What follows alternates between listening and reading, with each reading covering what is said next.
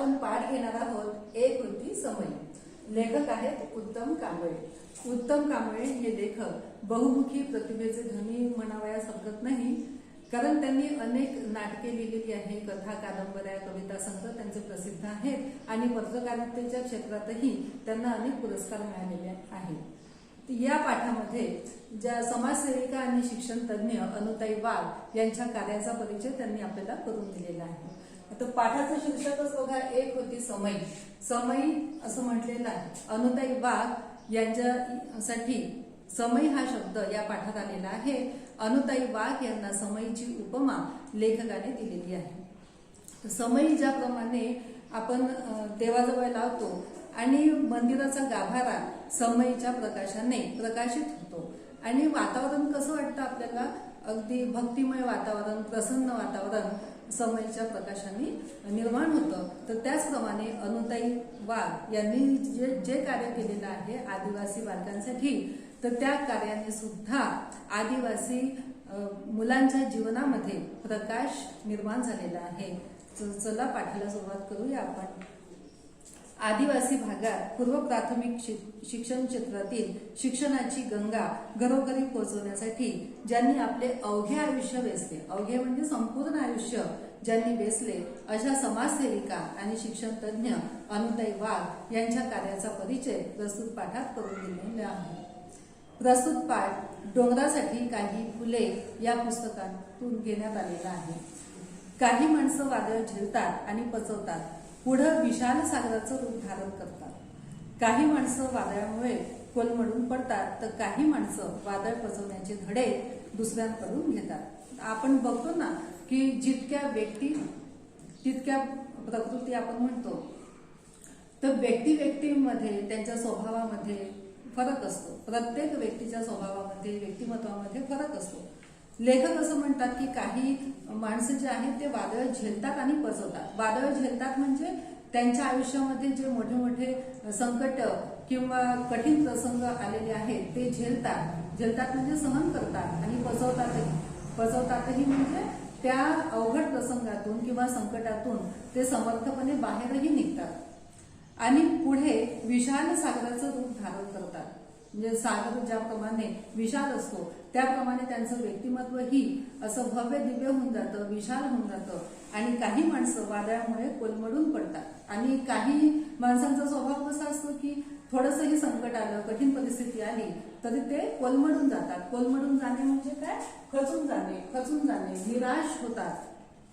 तर काही माणसं वादळ बसवण्याचे धडे दुसऱ्यांकडून घेतात। म्हणजे काही माणसांना कळत नाही की या संकटांना सामोरे कसे जावे, तर ते दुसऱ्यांचा सल्ला घेतात। अशा वेगवेगळ्या प्रकारची माणसे आपल्याला समाजामध्ये बघावयास मिळतात। आयुष्यभर आदिवासींसाठी जव्हारमधील कोसबाडच्या टेकडीवर ज्ञानयज्ञ पेवत ठेवणाऱ्या थोर समाजसेविका आणि शिक्षण तज्ञ अनुताई वाघ यांचा समावेश यापैकी पहिल्या श्रेणीमध्ये करावा लागेल।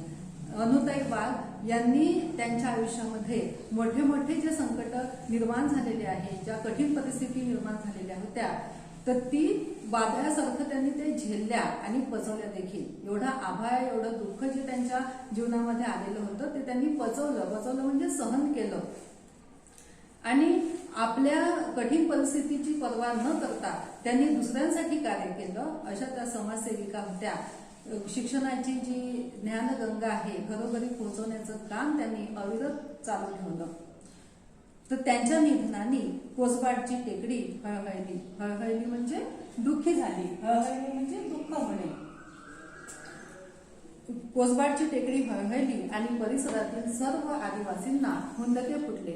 हुंदके फुटणे म्हणजे रडू येणे, अश्रू येणे। तर ज्या आदिवासींसाठी त्यांनी कार्य केलेलं होतं, तर साहजिकच अनुताईंच्या निधनाने त्यांना हुंदके फुटले, रडू आले त्यांना। अनुताईंच्या निधनाने एका व्रतस्थ जीवनाची अखेर झाली। अनुताईंचं निधन झाल्यामुळे एक व्रतस्थ व्यक्तिमत्व जणू आपल्यामधून हरवलं। व्रतस्थ म्हणजे काय की एखाद्या कठीण व्रताचं जे अविरत आचरण करतात, म्हणजे जो व्रत स्वीकारतात आणि व्रत जपतात, व्रताप्रमाणे वागतात, तर असं त्यांचं व्यक्तिमत्व होतं। तर अशा व्यक्तिमत्वाची अखेर झाली. थोर शिक्षण तज्ञ ताराबाई मोडक यांच्या सहवासात वाढलेल्या अनुताईंचं एकूणच जीवन त्या कष्ट आणि निस्वार्थी सेवा यांचा सुरेख मिलाप होता म्हणजे संगम होता. तर अनुताई वाघ यांनी जे शिक्षणाच्या क्षेत्रामध्ये कार्य केलं तर त्यांच्या गुरु म्हणू शकतो आपण. त्यांच्या मार्गदर्शिका कोण होत्या तर ताराबाई मोडक होत्या. ताराबाई मोडक यांचं सुद्धा कार्य या प्राथमिक शिक्षणाच्या बाबतीत खूप मोठं असं आहे आणि त्यांना भारताच्या मॉन्टेसरी असं देखील म्हणतात ताराबाई मोडक. तर त्यांनी जे कार्य सुरू केलेलं होतं शिक्षणाचं तर त्या कार्याचं रूपांतर यांनी खूप मोठ्या वटवृक्षात केलं. वयाच्या केवळ 13व्या वर्षी त्यांचा विवाह झाला.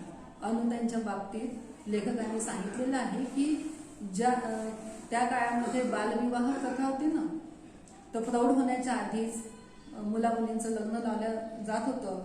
तर त्या केवळ 13 वर्षांच्या होत्या जेव्हा त्यांचं लग्न झालं. विवाह असतो तरी काय हे समजण्यापूर्वीच म्हणजे केवळ 6 महिन्याच्या आत त्यांच्या इवल्याशा कपाळावरील कुंकू नियतीनं कायमच पुसून टाकलं. इवल्याशा म्हणजे छोट्याशा लहानशा कपाळावरील कुंकू पुसणे. वाक्प्रचार आहे कपाळावरील कुंकू पुसणे म्हणजे विधवा होणे किंवा पतीला मृत्यू येणे. तर त्यांचं लग्न झाल्यानंतर 6 महिन्यानंतरच त्यांच्या पतीचं निधन झालं. भातुकलीचा खेळ मोडला पण छोट्या अनूनं आभाळा एवढं दुःख पचवलं. तर भातुकलीचा खेळ तुम्हाला माहिती असेल किंवा तुम्ही स्वतः खेळला असाल. भातुकलीचा खेळ म्हणजे खोटा संसार करण्याचा जो खेळ लहान मुलं मुली करतात. छोटे छोटे भांडे आणतात, स्वयंपाक करतात, हो ना, बावला बावलींचं लग्न लावतात. तर अशा प्रकारे खोटा संसार करण्याचा जो खेळ असतो त्याला भातुकलीचा खेळ असं म्हणतात.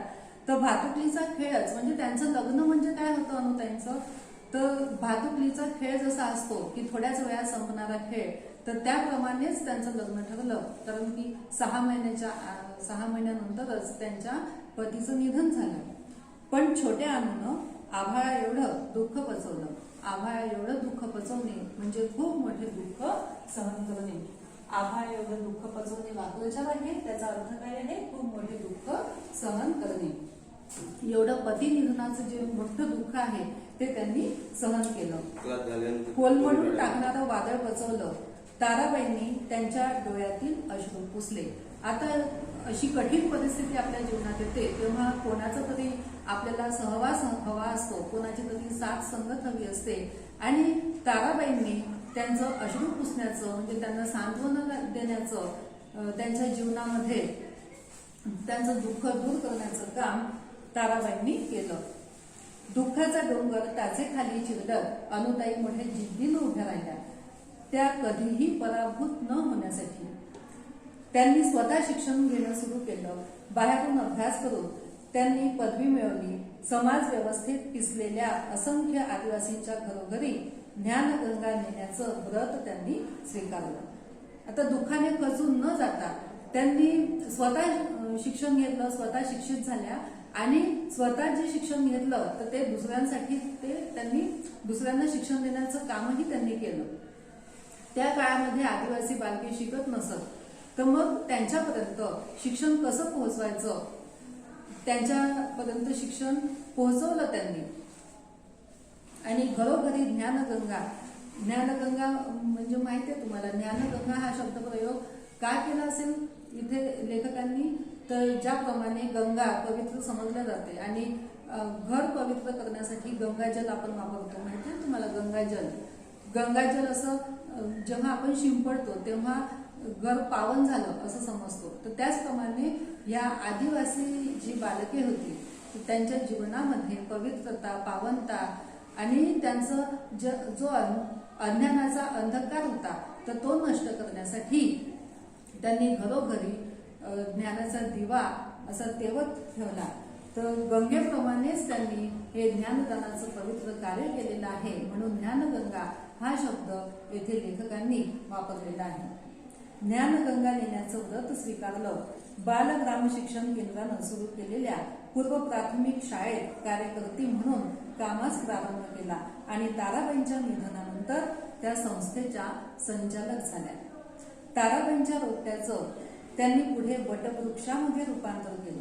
ताराबाईंच्या रोट्याचं म्हणजे ताराबाईंनी जे प्राथमिक शिक्षणाचं कार्य सुरू केलेलं होतं ना, ते छोट्या प्रमाणात होतं. मग अनुताईंनी ते जे कार्य आहे ते वाढीस लावलं आणि जणू काही त्या रोट्याचा वटवृक्ष झाला. ज्याप्रमाणे वडाचं झाड खूप मोठं असतं, वटवृक्ष म्हणजे काय, वडाचं झाड, वडाचं झाड खूप मोठं असतं, त्याप्रमाणे हे शिक्षणाचं कार्य जे होतं त्याचं स्वरूप त्यांनी असं मोठं केलं. वेगवेगळ्या कल्पना, शिक्षणासाठी वेगवेगळी क्षेत्र आणि सातत्यानं नवनवे प्रयोग ही त्यांच्या कामाची त्रिसूत्री होती. भाकरीच्या शोधात आयुष्य गमावणाऱ्या आणि दारिद्र्याचा शाप कपाळावर घेऊन फिरणाऱ्या असंख्य आदिवासी बालकांना अनुताईंनी आपल्या कर्तृत्वाच्या पंखाखाली आश्रय दिला. आदिवासींच्या जीवनामध्ये दुःख दूर करून त्यांना शिक्षणाच्या प्रवाहात आणणं हे त्या काळामध्ये खूप महत्वपूर्ण काम होतं. आदिवासी बालकांपर्यंत शिक्षण पोहोचलेलं नव्हतं आणि ते महत्वाचं काम अनुताईंनी केलं. मायेची ऊब दिली आणि असंख्य मनामध्ये ज्ञानाची ज्योत पेटवली. शिक्षक, मार्गदर्शक, कार्यकर्त्या, विचारवंत, लेखिका अशी विविध रूपं व्यक्त करत त्यांनी आदिवासींमध्ये एक चांगलं स्थान मिळवलं. तर आदिवासी बालकांना फक्त त्यांनी शिक्षणच दिलं नाही तर वेगळे विचार दिले, त्यांच्या जणू काही त्या मार्गदर्शिका झाल्या आणि समाजामध्ये अशी वेगवेगळी नाती त्यांनी निभावली, वेगवेगळे रूप समाज बांधवांना त्यांची दिसली. रानावनात भटकणाऱ्या आदिवासींना व्यावहारिक शिक्षण देणं तसं खूप सोपं. आदिवासी जे असतात तर ते अभ्यासक्रमामध्ये किंवा जे आपण कमी पुस्तकातून अभ्यास करतो त्यामध्ये जरी हुशार नसले तरी व्यवहारामध्ये आदिवासी बालके खूप हुशार असतात. तर व्यावहारिक शिक्षण देणं त्यांना खूप सोपं असतं, पण जाणीवपूर्वक आणि आयुष्यात उपयुक्त ठरणारं औपचारिक शिक्षण देणं खूपच अवघड असतं. औपचारिक शिक्षण म्हणजे आपण जे शाळेमध्ये जाऊन घेतो ना, पहिले प्राथमिक शिक्षण घेतो, मग माध्यमिक घेतो, मग उच्च माध्यमिक शिक्षण घेतो. तर अशा प्रकारे आपण पायऱ्याने शिक्षण घेतो, तर त्याला औपचारिक शिक्षण असं म्हणतात. तर तसं शिक्षण देणं आदिवासी बालकांना खूपच कठीण काम होतं. त्यासाठी आवश्यक असते भविष्याचा वेध घेणारी दूरदृष्टी. भविष्याचा वेध घेणे म्हणजेच काय, अंदाज घेणे की भविष्यामध्ये अजून काय काय होऊ शकेल, कशाचा आपल्याला म्हणजे कशाची गरज पडू शकेल याचा अंदाज घेणे. तर त्यासाठी दूरदृष्टी हवी असते आणि धडपड हवी असते. तर ती धडपड कोणामध्ये होती, अनुताई वाघ यांच्यामध्ये होती. या दोन्ही गोष्टी अनुताईंकडे होत्या. त्यामुळे त्यांना वेगवेगळे प्रयोग करताना कसलीच अडचण भासली नाही. ही पाश्चिमात्यांचा अभ्यासक्रम भाषांतरित करावा लागला नाही. प्राथमिक शिक्षण म्हणजे एकूणच शिक्षणाचा आणि आयुष्याचा भक्कम पाया असतो. ज्याप्रमाणे एखाद्या इमारतीचा पाया भक्कम असावा लागतो तर ती इमारतही मजबूत होते. तर त्याचप्रमाणे आपलं प्राथमिक शिक्षण जे आहे, मूलभूत शिक्षण, हे जर पक्क असलं, त्या संकल्पना जर आपल्या स्पष्ट असल्या तर पुढचं शिक्षण घेणं हे सोपं जातं. याचं भान त्या कधीच विसरल्या नाहीत की शिक्षणाच्या दिशाहीन प्रसाराचा ध्यास त्यांनी धरला नाही. दिशाहीन म्हणजे की दिशा नसलेलं जे शिक्षण आहे असं शिक्षण त्यांनी कधी दिलं नाही. आपल्या मंद प्रकाशामध्ये मंदिर उजळून टाकणाऱ्या समईप्रमाणे अनुताईंनी काम केलं. आता समई तुम्हाला माहिती आहे, आपण देवाजवळ लावतो आणि समईने काय होतं, समईचा प्रकाश तर खूप भगभगीत असतो का, झगमगीत असतो का, नसतो. समईचा प्रकाश कसा असतो, मंद मंद असतो आणि समईचा जो दिवा असतो तो सतत तेवत राहावा म्हणून आपण प्रयत्नशील असतो. तर त्याचप्रमाणे अनुताईंचं जे कार्य होतं ते सतत होतं, त्यात सातत्य होतं. म्हणूनही समईची उपमा लेखकांनी त्यांना दिलेली आहे. प्रसिद्धीचा झगमगाट मिळवण्याचा हव्यास त्यांनी धरला नाही की आपलं जे कार्य आहे तर त्याच्याने आपल्याला खूप प्रसिद्धी मिळाली पाहिजे, खूप मान सन्मान मिळाले पाहिजे, असा काही हव्यास म्हणजे लोभ किंवा लालच आपण त्याला म्हणू, तर असा लोभ त्यांनी कधीच धरला नाही. कारण त्या आणि त्यांचं कार्य स्वयंप्रकाशित होतं. अनेकांनी या लोभस उजेडामध्ये आपल्या आयुष्यातील अंधार संपवण्याचा प्रयत्न केला. प्रसिद्धी आणि मान सन्मान त्यांच्यापर्यंत चालत आले आणि त्यांनी स्वतःचंही भाग्य उजळून घेतलं. त्यांनी तर हव्यास धरला नाही प्रसिद्धीचा, पण ज्यांचं कार्य हे मनापासून असतं आणि प्रामाणिकपणे कार्य अविरतपणे चालणारं आणि दुसऱ्यांसाठी केलेलं कार्य असतं, हे वाखाणण्यासारखं असतं आणि समाजाकडून अशा कार्याची नेहमीच दखल घेतली जाते. तर त्यांच्या बाबतीतही तसंच झालं आणि पुरस्कार जणू काही त्यांच्यापर्यंत चालत आले. त्यांनी केलेल्या अजोड कामाला कोणाच्या शिफारस पत्राची गरज नव्हती. शिफारस पत्राची म्हणजे ओळखपत्राची काही गरज नव्हती किंवा एखाद्या पुरस्काराची आवश्यकता नव्हती. पुरस्काराला छेद देऊन पुढं जाणारं त्यांचं कार्य होतं. म्हणूनच आदर्श शिक्षक, पद्मश्री, दलित मित्र यासारखे मान सन्मान नेहमीच अनुताईंच्या शोधामध्ये भटकत राहिले. म्हणजे पुरस्कार त्यांच्यापर्यंत पोहोचले, त्या पुरस्कारांच्या शोधामध्ये नव्हत्या, जणू काही पुरस्कार त्यांच्या शोधामध्ये होते. अशा प्रकारचं त्यांचं कार्य स्वयंप्रकाशित होतं. शिक्षणाच्या अनुषंगानं अन्य क्षेत्रातही अनुताईंनी फार मोठं काम केलं आहे. शिक्षणाबरोबरच त्यांनी बालकल्याण, मूक बधिरांसाठी शिक्षण, मूक बधिर म्हणजे ज्यांना बोलता येत नाही आणि ऐकू येत नाही अशा मुलांसाठीही त्यांनी वाखाणण्यासारखं असं कार्य केलेलं आहे. महिला विकास कार्यक्रम, अंधश्रद्धा निर्मूलन. अंधश्रद्धा, आता अंधश्रद्धा आपल्या समाजामध्ये खूप पसरलेली आहे. अंधश्रद्धा म्हणजे माहिती असेल तुम्हाला कदाचित की कोणत्याही गोष्टीवर आपण अंधपणे विश्वास ठेवतो, हो ना, त्याची शहानिशा करत नाही. कोणी म्हटलं म्हणून आपण तसंच मान्य करून घेतो अंधपणे. तर ही अंधश्रद्धा समाज विकासासाठी खूपच घातक असते. त्याचं निर्मूलन झालं पाहिजे. निर्मूलन झालं पाहिजे म्हणजे नष्ट झाली पाहिजे, तर समाजाचा विकास होईल. स्वच्छता, कुटुंब कल्याण, आरोग्य आदी विषयांवरही खूप कष्ट घेतले. एक चांगला नागरिक निर्माण होण्यासाठी ज्या ज्या गोष्टी आवश्यक आहेत त्या सर्व त्यांनी केल्या. फक्त शिक्षणच दिलं नाही, ते एक समाजसेविका म्हणूनही त्यांनी आपलं कार्य नेहमी लोकांसाठी चालू ठेवलं. एकाच वेळेला अनेक प्रयोग असेही त्यांच्या कामाचं स्वरूप होतं. त्यामुळेच केवळ देशातील नव्हे तर परदेशातील संस्था आणि शिक्षण क्षेत्रातील कार्यकर्त्यांना कोसबाटच्या टेकडीचं सातत्यानं आकर्षण राहिलं. म्हणजे वेगवेगळे प्रयोगही त्यांनी शिक्षण क्षेत्राच्या बाबतीत केलेले आहेत की असं केल्याने काय होतं, तसं केल्याने काय, असं वेगवेगळे विचार त्यांनी केले. तर त्याच्यामुळे त्यांच्या कार्याची दखल, त्यांच्या संस्थेची दखल परदेशी लोकांनीही घेतलेली आहे. शिक्षण क्षेत्रामध्ये त्यांनी शिक्षण क्षेत्रामध्ये आणि त्यासाठी आदिवासी क्षेत्र निवडून काम करणं हे अतिशय अवघड असतं. ज्यांच्यासाठी शिक्षणाचं व्रत चालवायचं त्यांचाही अशा कामाला प्राथमिक अवस्थेत विरोध होतो. रूढी, परंपरा, अज्ञान आणि अंधश्रद्धा ही त्यामागची कारणं असतात. आता त्यांनी आदिवासी मुलांसाठी कार्य केलेलं आहे. आदिवासी मुलांसाठी शिक्षणाची गंगा त्यांच्यापर्यंत पोहोचली नव्हती, म्हणून शिक्षण त्यांच्यापर्यंत पोहोचवण्याचं कार्य केलेलं आहे. तर ज्यांच्यासाठी हे कार्य करायचं तर त्यांचा पाठिंबा त्यांना मिळायला हवा. पण तसं झालं का? नाही झालं. प्राथमिक अवस्थेत म्हणजे जेव्हा त्यांनी सुरुवात केली या कार्याला तर तेव्हा त्यांना खूप विरोध झाला. या विरोधाचं कारण काय होतं की रूढी, परंपरागत ज्या पद्धती आधीपासून चालत आलेल्या आहेत की आदिवासी मुलं शिक्षण घेत नसत, मग आता शिक्षण घेऊन काय फायदा होणार आहे, कशाला शिक्षण घ्यायचं. अज्ञान, परंपरा या आणि अंधश्रद्धा या सर्व कारणामुळे त्यांना प्राथमिक अवस्थेत खूप विरोध, ज्यांच्यासाठी कार्य करायचं म्हणजे आदिवासींसाठी कार्य करायचं तर त्यांच्याचकडून त्यांना विरोध झाला. शिवाय स्थितीशील समाजही या कार्यात वारंवार अडथळे आणत होता. स्थितीशील म्हणजे आहे त्याच स्थितीमध्ये राहणे, आहे त्या स्थितीमध्ये समाधान मानणे. याच्याने काय होतं की समाजाचा विकास जो आहे तो थांबल्यासारखा होतो. आदिवासी मुलं शिक्षण घेत नसत तर त्या स्थितीमध्ये त्यांना राहायचं, तर असा स्थितीशील जो समाज आहे तर त्यांचाही विरोध त्यांना झाला. या सर्व गोष्टींवर मात करणे म्हणजे काय, विजय मिळवणे, पराभव करणे, ज्ञानाचा दिवा जपण्याचं आणि अनेकांच्या मनातील विविध प्रकारचा अंधार दूर करण्याचं काम अनुताईंनी निरपेक्ष वृत्तीने केलं. निरपेक्ष म्हणजे काय की कुठलीही अपेक्षा न बाळगता, कुठलाही स्वार्थ म्हणजे मी जर हे काम केलं तर त्याच्या बदल्यात मला दुसरं काही मिळेल असं अशी कोणतीही अपेक्षा न ठेवता निरपेक्ष वृत्तीने त्यांनी हे शिक्षणाचं ज्ञानगंगेचं काम केलेलं आहे.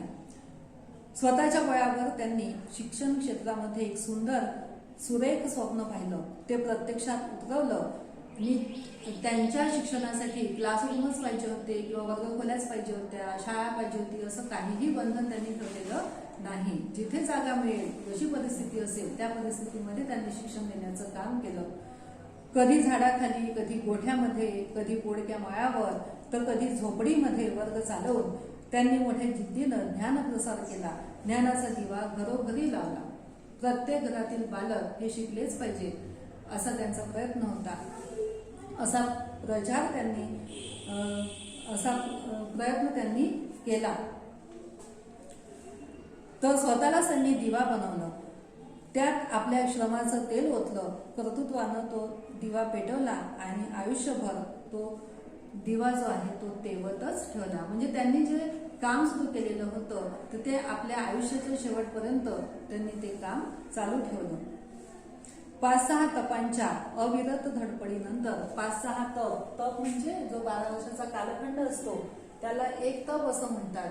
तर 5-6 तपाच्या कालावधीनंतर अविरत धडपडीनंतर, अविरत म्हणजे नेहमी सतत, धडपड म्हणजे प्रयत्न, धडपडीनंतर कोसबाडच्या टेकडीवरील ही समई आता भिजली आहे. समई भिजलेली आहे म्हणजे आपण सुरुवातीला सांगितलं की समईची उपमा कोणाला दिलेली आहे पाठामध्ये, तर अनुताई वाघ यांना दिलेली आहे.